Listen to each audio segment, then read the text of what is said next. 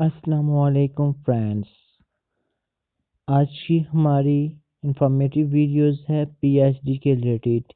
H E سی کے مطابق پی H D میں داخلے کے خواہشمند طلباء طالبات کے لیے ہے خبر۔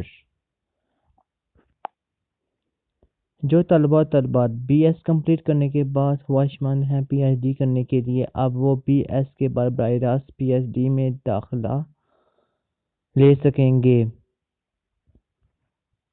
پہلے بی ایس کے بعد ایم فل کیا جاتا تھا، اس کے بعد پی ایچ ڈی میں ایڈمیشن لیا جاتا تھا۔ اب بی ایس کے بعد ڈائریکٹ پی ایچ ڈی میں داخلہ ہو سکے گا۔ طلبہ کو بی ایس میں اضافی گھنٹے پڑھانا ہوں گے۔ Breaking news, P H D میں داخلے خواہشمند طلبہ کے لیے اچھی خبر۔